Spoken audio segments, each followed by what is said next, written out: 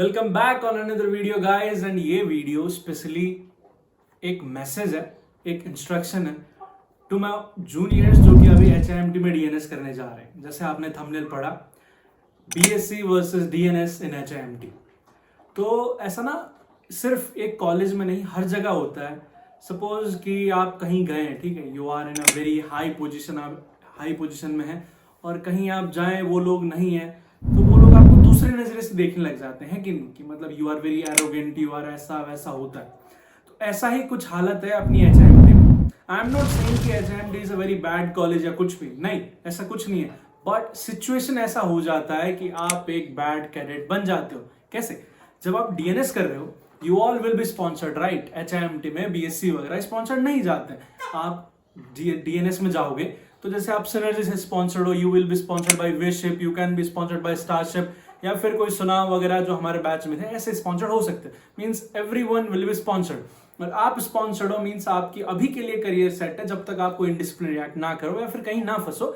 मतलब एग्जाम देने के बाद जब सेमेस्टर खत्म हो जाएंगे तो इंडक्शन विंडक्शन करके इट इज परफेक्ट कि आप लोग शिप में जाओगे। कब? 1 साल बाद, है ना। जो BSc वाले 3 साल से वहां है, 3 साल से मतलब first year, second year, third year से वहां है, वो भी आपके साथ पास आउट होंगे। थर्ड ईयर वाले, है ना, थर्ड ईयर वाले जो कि कॉलेज के सबसे टॉप मोस्ट सीनियर है। बीटेक को छोड़ के I am only talking about BSc, जिनका 3 साल का एक्सपीरियंस है और आप अपना पहला साल एक्सपीरियंस कर रहे हैं।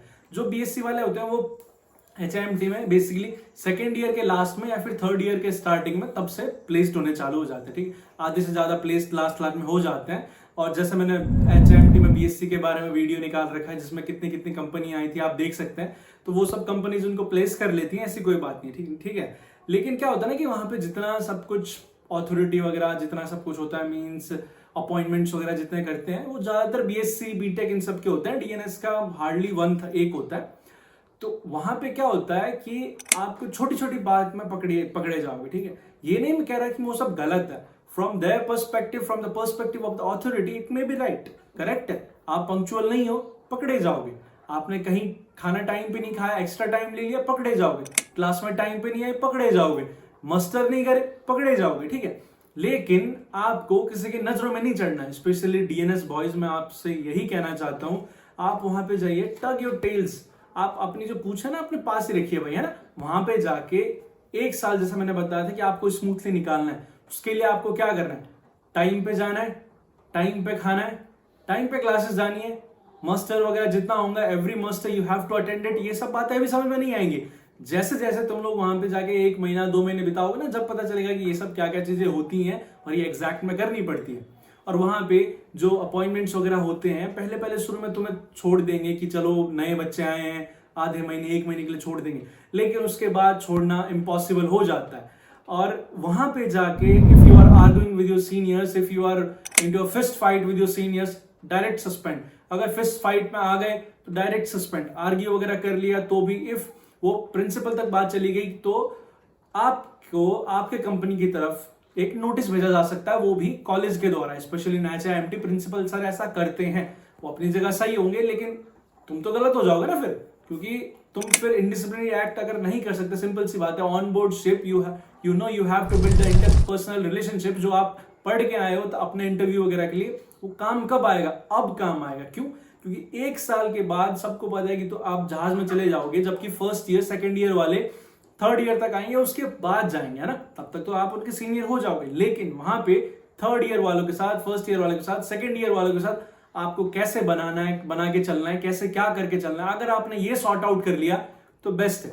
और दूसरा मैं एडवाइस आपको ये देना चाहता हूँ, HIMT में बहुत सारी जो कमिटीज वगैरह ये सब होता है, जैसे you have galley committee, you have laundry committee, you have videography committee, और आई थिंक ऑर्डर जो आते हैं अपने डिलीवरी कमेटी, ये सब भी होता है। बहुत कमिटीज वगैरह होते हैं। तो किसी को भी चांस मिले इन DNS, अगर आपको चांस मिल रहा है, they will come and ask you कि कमेटी में कौन कौन ज्वाइन करना चाहता है। Just take initiative and raise your hand. इन सब चीजों के क्या क्या फायदे होते हैं। बाद में वॉच कीपिंग वगैरह होती है और HIMT में बहुत वॉच कीपिंग लगती है। तो अगर आप कमेटी मेंबर है तो थोड़ी बहुत अच्छे जो वॉच कीपिंग वगैरह होती है उनमें छूट मिल जाता है। स्पेशली लीडर बनने की कोशिश करना है। somebody is asking, कोई आता है पूछता है किस किस को क्लास लीडर बनना है, बन जाना।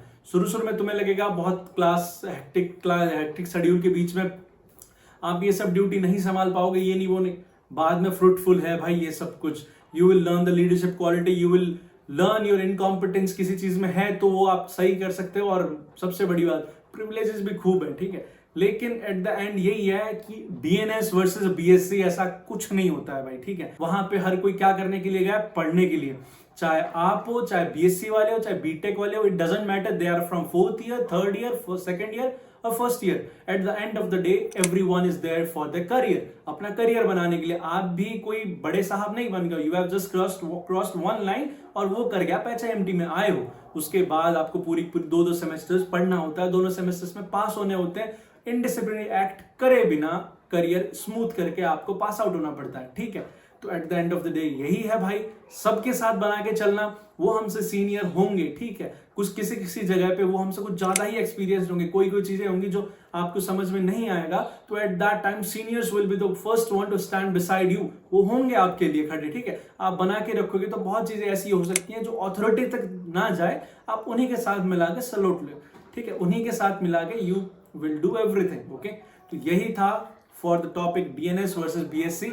जितनी बातें मैंने कही प्लीज नोट इट डाउन और अपने दिमाग में डाल लेना और अपना 1 साल अच्छे से निकाल लेना। Be it a boy, be it a girl, it depends on you how you pass your whole career over there of 1 year, ठीक है। 1 साल कैसे बिताते वो आपके ऊपर है। अरे आगे जाने से पहले आपने हमारे तीनों के तीनों बैचेस देखे क्या, जो कि most affordable and most cheapest batches है? अगर देख भी लिया है तो आपने वो सारे डेमो क्लासेस देखे क्या जो हमने YouTube में डाले हैं? वो अच्छे लगे भी तो आपको क्या ये पता चला कि हमारे पास 10 इंटरव्यूअर्स हैं डिफरेंट कंपनीज के, means company specific, 1 from Tom tankers, 1 from Bangalore, 2 from fleet, 6 from synergy. आपको इससे पता चला क्या? चल भी गया तो आपने ये जो फॉर्म दिख रहा है, फॉर्म भरा क्या for the guidance and all, और ये सब भी हुआ तो आपने मन बनाया कि नहीं बनाया हमारे बैच लेने का? फिर भी अगर आपको मन बनाना है कि नहीं बनाना है, उसके लिए fill this form and will surely call you, ताकि हम सब बात कर सकें।